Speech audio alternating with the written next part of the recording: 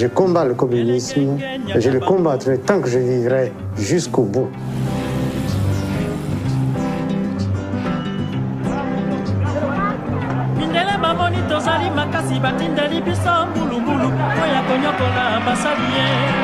Elle dit, mon estomac est assez solide. Mais de toute façon, solide ou pas, je vais essayer d'abord. Si j'ai des coliques, évidemment, ce n'est que moi qui aurai des coliques. On a l'impression qu'on veut diviser les Africains pour régner. Ou alors il y a certainement d'autres intérêts plus importants que les nôtres qui font que l'on ne puisse pas se comprendre. Impérialisme, colonialisme, néocolonialisme. Ce sont des aventures de gauche. Opportunisme. Ne pensez pas que vous venez ici pour préparer votre petit avenir. Votre petit avenir n'est pas concerné. Votre travail dépasse votre propre dimension. Mais puisqu'on a commencé à tricher, ce sont les tricheries qui font qu'il y a des guerres. Ils sont des Congolais, donc ils sont au Congo, ils ont le droit de continuer à vivre au Congo et d'y travailler. Nous ne pouvons pas les chasser du territoire national, mais nous ferons en sorte qu'ils ne soient pas au poste stratégique. Cette histoire de révolution-là, ce qu'ils ont accompli, ne sont pas sûrs de ce qui va se passer.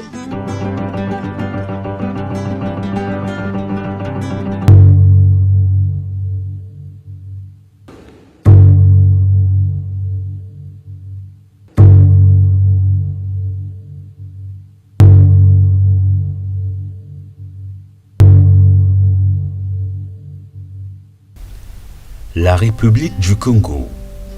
Le pays a acquis son indépendance en août 1960.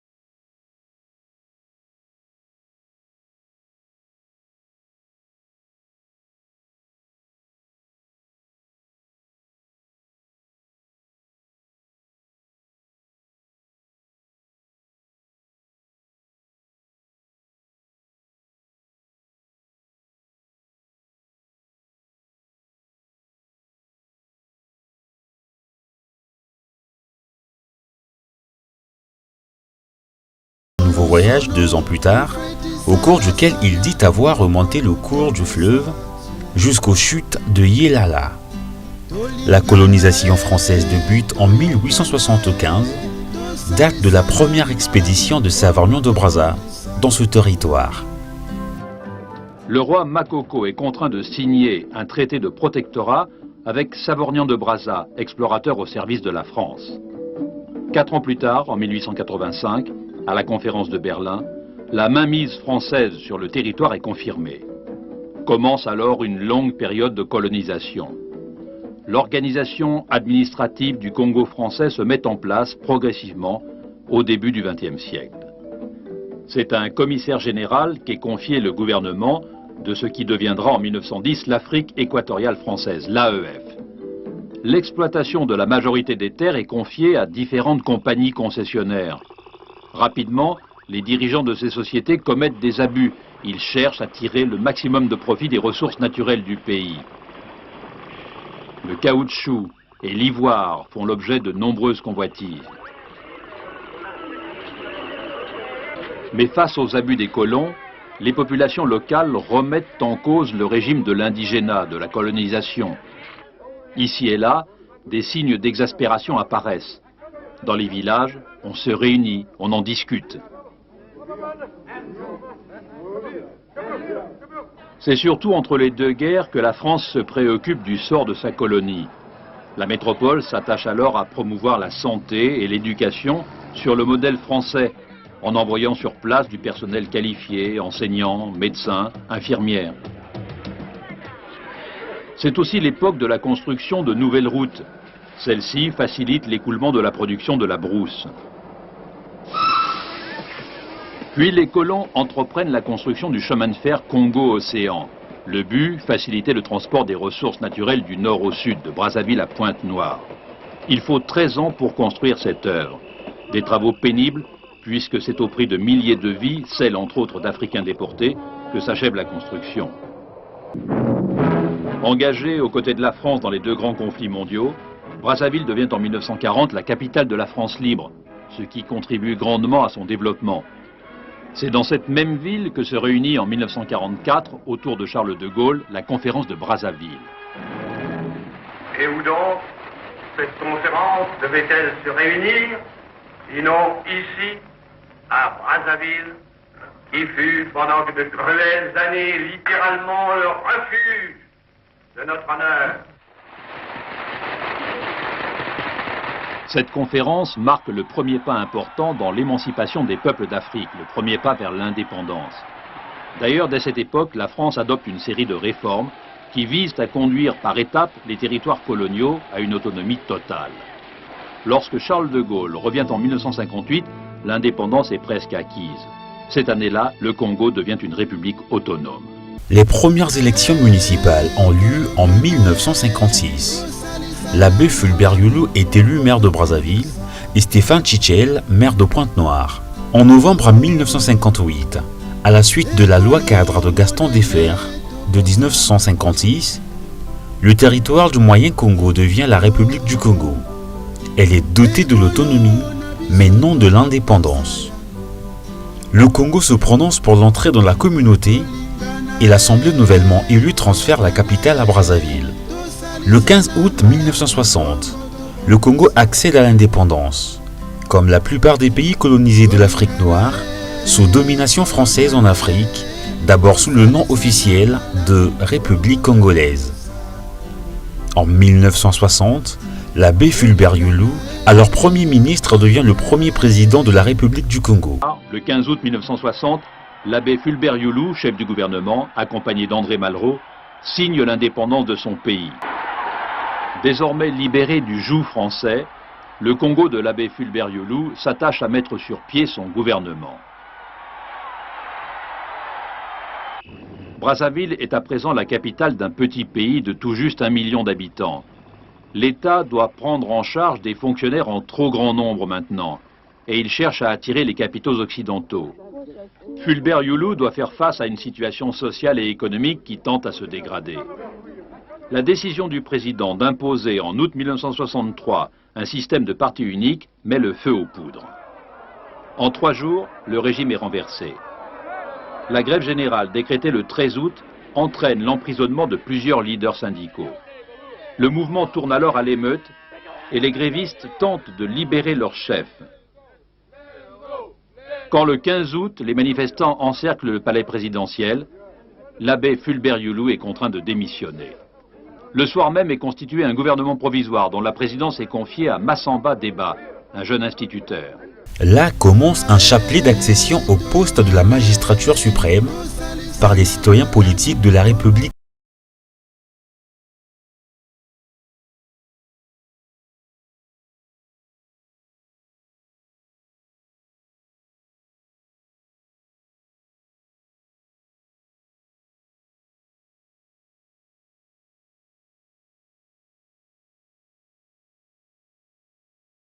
De 1963 à 1968, Alphonse Massamba Deba remplace l'abbé Fulbert Yulu à la tête de l'État. Dans la mesure où l'Europe voudrait plutôt nous dire que telle chose, ce n'est pas bien, ce n'est pas convenable, etc., votre estomac est encore trop faible, l'Afrique, elle, dit, mon estomac est assez solide. Mais de toute façon, solide ou pas, je vais essayer d'abord. Si j'ai des coliques, évidemment, ce n'est que moi qui aurai des coliques. Ce n'est pas vous. Un nouvel homme entre en scène, Alphonse Massamba Deba, Premier ministre puis très vite président.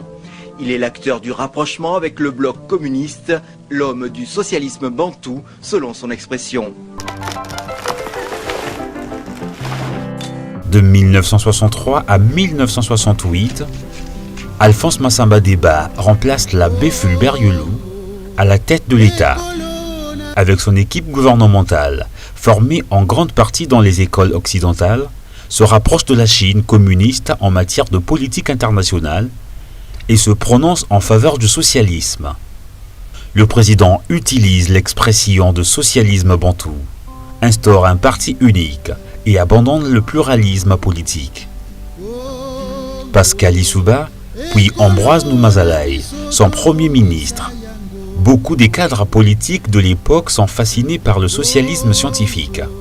Mots d'ordre et articles de presse s'inspirent du style alors en usage en URSS, en Chine et dans les démocraties populaires. En témoigne ce mot d'ordre publié à la une de l'hebdomadaire Etumba en juin-juillet 1968. Que ceux qui se sont infiltrés dans les rangs de comités révolutionnaires pour se servir et non pour servir le peuple tremblent. Car le châtiment de ce même peuple les attend au tournant. Le 2 août 1968, à la suite du soulèvement de certains éléments de l'armée, Massamba Deba est contraint de se retirer à Boko, région du Poul, son village natal, puis de donner sa démission le 4 septembre 1968. L'élément déclencheur du putsch a été l'arrestation du capitaine Marien Ngouabi, officier de l'armée congolaise connu pour ses convictions socialistes. Libéré le 31 juillet par un groupe de parachutistes, celui-ci crée le 2 août le CNR, Conseil national de la Révolution, dont il prend la tête. Le 31 décembre 1968, le capitaine Marien Ngouabi devient président du Congo, celui-ci réaffirmant l'option socialiste du pays. Alphonse Massamba Deba démissionne sous la pression d'un Conseil national de la Révolution regroupant civils et militaires, dont Marien Ngouabi et Denis Sassou Nguesso. C'est un coup d'État, certes, mais populaire. Fin décembre, Marien Ngouabi devient président et un nouveau parti unique, le Parti congolais du travail, voit le jour un an plus tard. À la Révolution et au Parti congolais du travail, je m'engage, en me guidant le principe à défendre les statuts et la Constitution, à consacrer toutes mes forces au titre des idéaux prolétariens du peuple congolais. L'arrivée de Marien Ngouabi marque la naissance de la République populaire du Congo. Dès 1969, le Parti congolais du travail se crée et s'impose au peuple. Le nouveau gouvernement s'attache alors à propager l'idéologie marxiste-léniniste, une propagande réalisée tant par le biais de la radio que par les déplacements réguliers de l'équipe dirigeante. Ici, dans un village du Nord, on tente de fidéliser les nouveaux convertis. Chaque minute, quand vous travaillez, pensez à la révolution. Quand vous étudiez, pensez à la révolution. Même quand vous mangez, même quand vous buvez. Tout pour le peuple! Tout pour le peuple! Prêt pour mourir! Ngouabi, Marienne, 32 ans, chef d'État, un jeune homme. Depuis 1 an et demi, depuis la chute de Massamba Deba, cet homme qui fait son footing tous les matins à 6h30 dans les rues de Brazzaville, cet homme dirige le Congo socialiste. Un officier formé très traditionnellement en France dès l'école des sous-officiers de Strasbourg. Capitaine de parachutiste puis commandant, Marien Ngouabi était l'officier le plus populaire du Congo. Il est devenu président de la République. Entre-temps, il a aussi appris le marxisme-léninisme.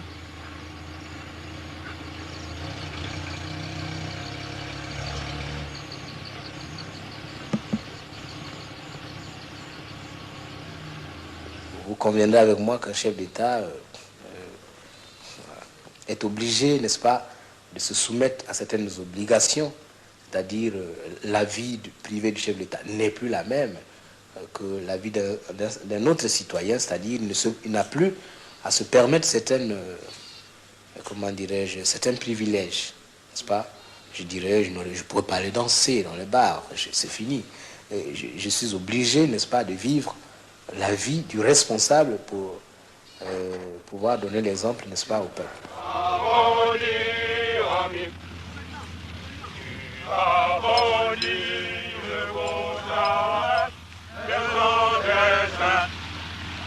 Dans la rosée de doucement tu te poseras.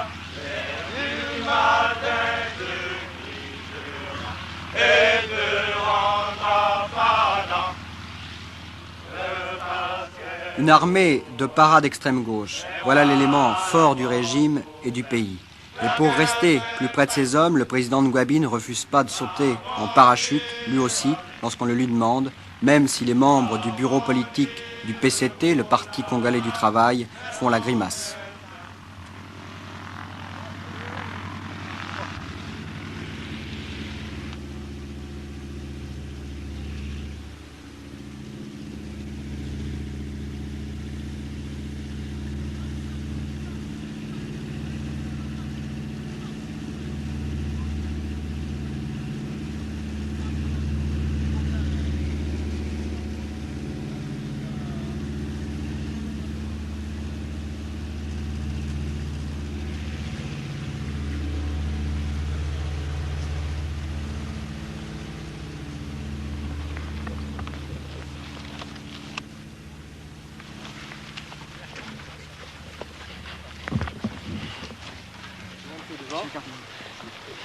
Comment ça s'est passé, Monsieur le Président?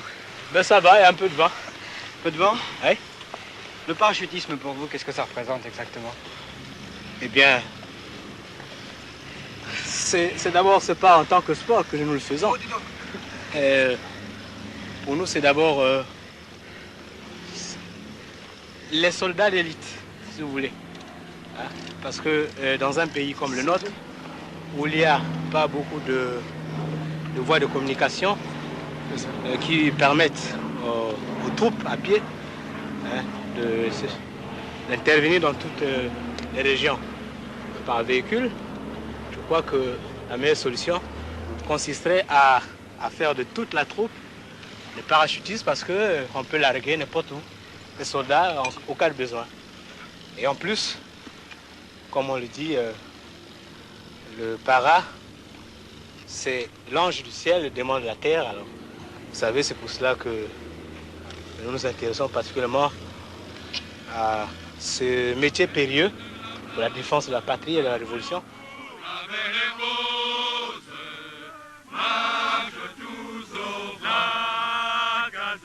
La gazelle passe, tête de la place, travaillant pour la belle rose, marche tous au pas, la gazelle passe.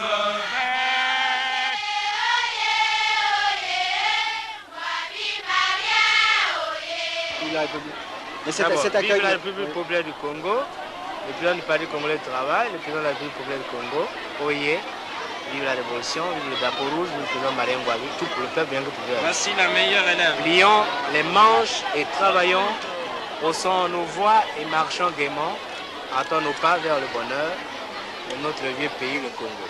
Le refrain, nous le rebâtirons avec nos propres mains et dans l'amitié, l'unité, le progrès, ainsi nous bâtirons le Congo. Il ne suffit pas seulement de parler, il faut agir. Tout pour le peuple!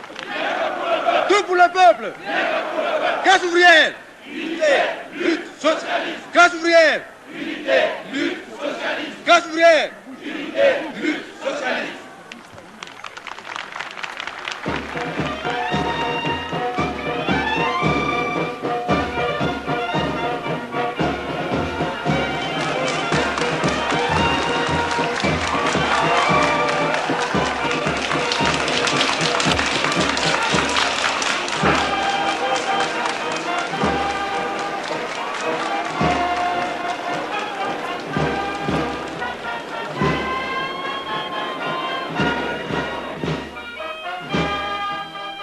Dire que le socialisme, c'est la résultante de 100 années de colonisation et d'exploitation capitaliste.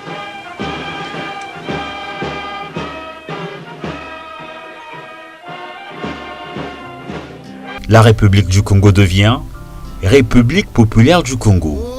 Elle adopte le drapeau rouge et un nouvel hymne national, qui fait référence aux 3 journées de soulèvement, qui avaient entraîné la chute de Fulbert Youlou en août 1963.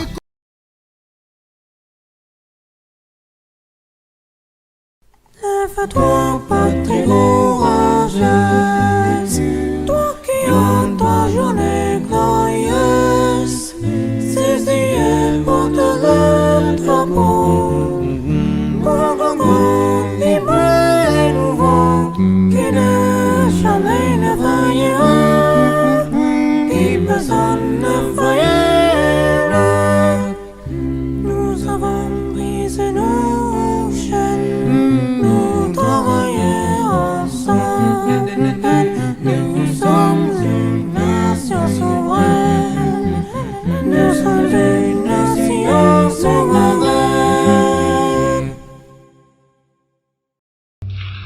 Sassou Nguesso, désormais capitaine, poursuit son ascension. Chef du groupement aéroporté, patron des forces terrestres de Brazzaville, directeur de la sécurité, ministre de la Défense. Aux côtés du camarade président Gwabi, il est le numéro 2 du régime. Quel genre d'homme était Marien Gwabi? Quel genre Un homme de conviction aussi. De grande conviction, de grande intégrité. Et il croyait toujours à ce qu'il faisait et quand il décidait de le faire, il allait jusqu'au bout, oui. Et c'est un homme très droit. C'était votre ami?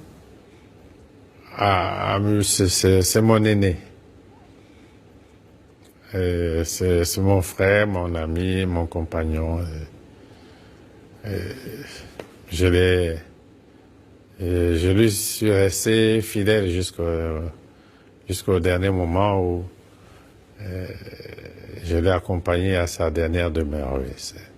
C'est un moment de fierté pour moi. Le 18 mars 1977, le président Marien Gwabi est assassiné dans sa résidence. La foudre tombe sur Brazzaville. Après 8 années fiévreuses de socialisme échevelé, ponctuées de complots, de trahisons et de tentatives de putsch, le président Marien Gwabi est assassiné par un commando dans l'enceinte de sa résidence de l'état-major. Bien plus tard, lors de la conférence nationale, certains accuseront sans preuve Denis Sassou Nguesso d'avoir lui-même commandité le meurtre. Monsieur le Président, je voudrais que vous me racontiez le 18 mars 1977. Comment vous avez vécu ça? Comment vous avez appris ce qui s'est passé? Racontez-moi un peu. Ce fameux jour où Marien Gwabi a été assassiné. C'est très simple à raconter parce que j'étais ministre de la Défense. Et puis, je crois que à cause de quelques problèmes au Cabinda, etc., et des appréhensions qu'on avait au sujet des situations dans l'enclave du Cabinda, le quartier était consigné. Et je suis resté au bureau jusqu'à 13h, 13h30. 14h, peut-être, oui. Quartier consigné. Puis je suis allé me rafraîchir un peu en Pila chez moi. Puis dès que je suis arrivé, les Kunzo me téléphonent pour me dire que il entend des tirs nourris en direction de l'état-major général. Des tirs nourris en direction de l'état-major général. Il me téléphone. Donc, j'ai juste remis mon ceinturon. Je n'ai même pas dit au revoir à mon épouse et à mes enfants. Et je suis revenu. Je fonçais naturellement vers mes bureaux au ministère de la Défense. Quand je suis arrivé devant la mairie, l'actuelle mairie, c'est là où on m'a dit, le président Gwabi est grièvement blessé et on l'a amené à l'hôpital militaire.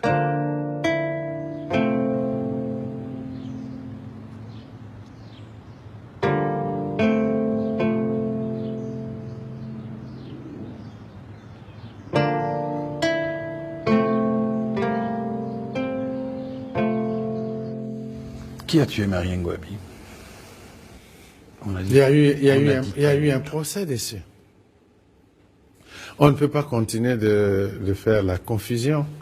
Il y a eu un procès et des éléments qui avaient participé au forfait.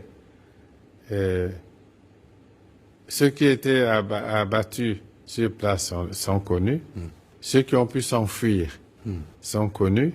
Certains d'entre eux ont été recherchés, dont Kikadidi, qui avait été tués dans les opérations de recherche, Kikadidi. D'autres ont été arrêtés et ont été jugés. Le procès s'est déroulé dans le pays, en direct, à la radio et à la télévision, pendant plusieurs semaines. Je puis vous dire que ces corps de la Révolution, je ne peux pas vous dire exactement comment tous ces gens-là sont morts. Que ce soit les Kinganga, tout ça là, que j'ai reçu jusqu'à présent. Mais là, je dis, mais quand même, il y a quelque chose qui ne va pas. Vous coupez la carotide à quelqu'un qui largue sur place 6 litres de sang. Et le bonhomme arrive propre, habillé comme moi aussi, sans sang. Il a des trous dans le dos. Et la tenue qu'il porte n'a pas de traces de trous. Mais il y a quand même quelque chose qui ne va pas. Le procès, en direct à la radio et à la télévision, pendant plusieurs semaines. Et les objets, par exemple, le véhicule du commando, le commando qui est entré au quartier général, la 404, qui a transporté le commando jusqu'à la résidence du président Gwabi, est encore là, au mausolée. On ne peut pas créer de la confusion autour de cet événement indéfiniment. Je m'élève contre cela. Je m'élève contre cela. Dans l'atmosphère de confusion et de règlement de compte qui suivent l'assassinat de Mariane Gwabi, 2 personnalités sont exécutées. Le cardinal Émile Biayenda, dès le 23 mars, après avoir été enlevé, et l'ancien président Massamba Deba 2 jours plus tard, à l'issue d'un jugement expéditif en cour martiale. C'est quand même un regret dans l'histoire de ce pays. Ah, ça c'est sûr. C'est évident. Sans aucun doute. Bon, le président Massamba Deba était un politique. Bon, il pouvait avoir des positions politiques. Mais le cardinal Biayenda n'était pas un politique. Il n'y avait pas de prise de position politique. Non. Le décès de Mariane Gwabi et la mise en place du CIAMP sont annoncés officiellement le 19 mars. Il organise la veillée mortuaire des proches du président défunt à son domicile d'Ompila. Dans les jours suivants, une cour martiale est chargée de juger ce que la commission d'enquête désigne comme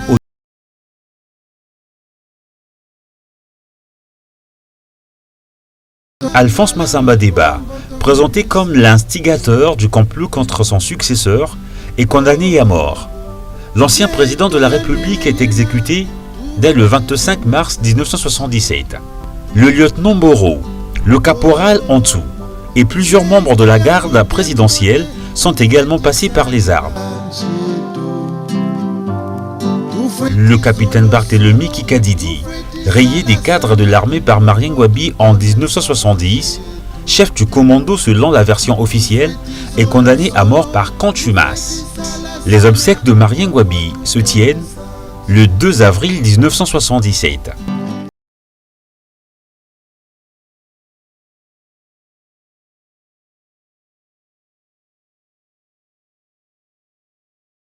Le lendemain, le comité militaire du parti communique sa structure définitive. Joachim Yombi Opango en est le numéro 1 et devient le 4e président de la République. J'ai effectivement dirigé les affaires de ce pays du 6 avril 1977 au 5 février 1979.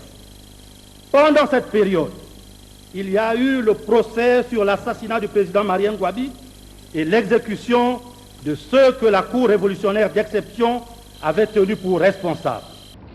L'assassinat de Ngouabi en 1977 porte Joachim Opango à la présidence. Avec lui, ce sont les militaires qui gardent le pouvoir. Opango, à la tête d'un pays dont la situation économique et financière est catastrophique, n'aura pas le temps d'améliorer les choses.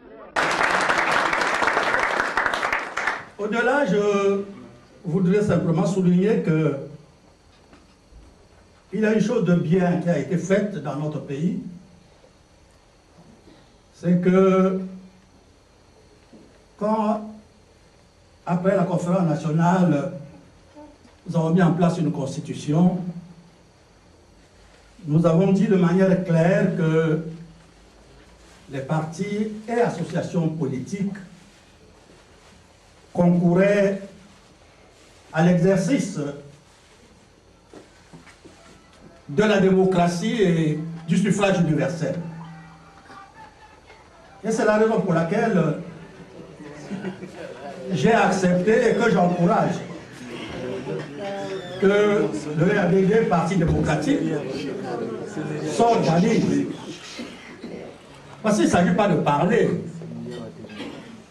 Je crois que vous êtes suffisamment grand pour savoir que partout,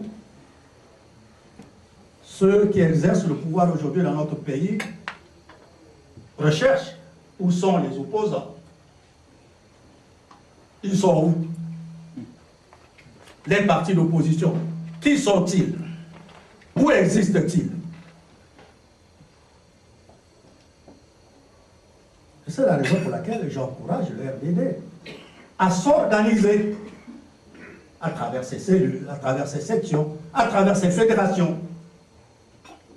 Parce que c'est quand un parti est en ordre de bataille, comme diraient mes amis les militaires, qu'il peut évidemment concourir